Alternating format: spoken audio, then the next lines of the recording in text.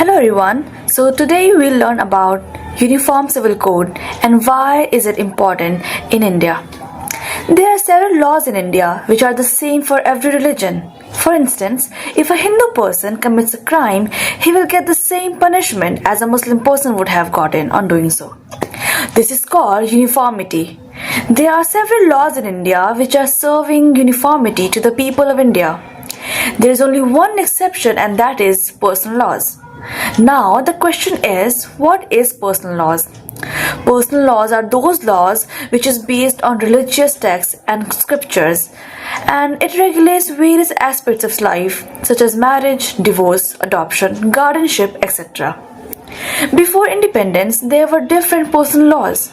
Sharia laws used to be interpreted by Qazi and executed by Nawabs, and Shastras were used to be interpreted by Brahmins. East India Company used to govern by common law, and that they had established courts in various parts of East India. After independence, there were various courts in different states of India. By the time the drafting committee was set up, many personal laws like Hindu Widow Remarriage Act 1856, Hindu Women's Right to Property Act 1937, Hindu Inheritance Act 1929, Muslims Codified Law, Muslim Personal Application Act 1937, etc. were already in existence. Constituent Assembly wanted to abolish or limit such laws which were discriminatory and unethical to govern India through the same laws. Its objective was one nation, one law. But because India is a vast country and diverse in religion, culture, and practices, it was a bit complicated to bring such laws. Drafting committee debated on the Uniform Civil Code.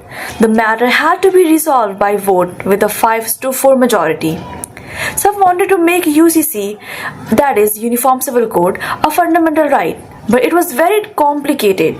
So the Subcommittee of Fundamental Rights, headed by Sardar Vallabhbhai Patel, decided that securing a Uniform Civil Code is not within the scope of fundamental rights. It was decided that a Uniform Civil Code will be a DPSP. It was enacted in the Constitution under Article 44.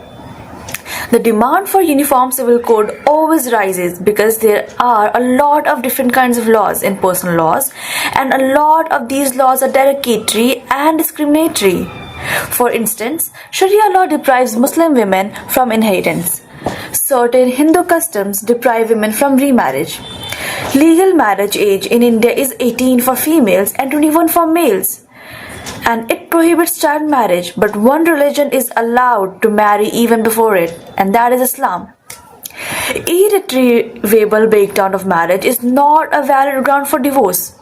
Hindu women get equal share in property while Muslim women inherit less than a half. Muslim women cannot claim maintenance after a divorce for a long time, while other Indian women do. Section 124 of IPC says a person can't marry. In Shah Bano case in 1985, which is a landmark case, Shah Bano was married for 40 years and had 5 kids. Her husband divorced her. When she went to court to seek relief under Section 125 of CRPC, which is right to maintenance, her husband appealed against it, saying it's not in our custom.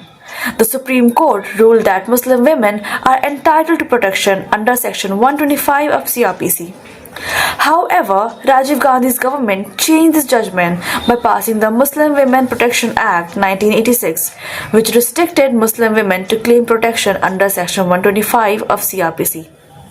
In the case of Shaira Bano vs. UOI 2017, it is a very prominent case, which is also known as Triple Talaq case. Shaira Bano's husband had pronounced triple talaq and divorced her. Shaira Bano had challenged 3 practices in the court: nikah halala, polygamy, and talaq-e-biddat. The Supreme Court said Muslim personal law is not codified and women should get protection under Section 125 of CRPC, as it is a secular law. Supreme Court also declared talaq-e-biddat as unconstitutional by 3-2 majority because it is not an essential religious practice.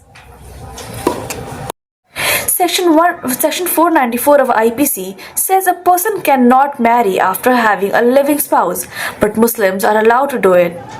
There were systems like untouchability, etc. If the government had asked every person that it is okay to eradicate untouchability, then it may not have been eradicated. Legislature are lawmakers and not people pleasers. In the case of State of Bombay versus Narasu Appa in 1952, a Hindu man was convicted for bigamy.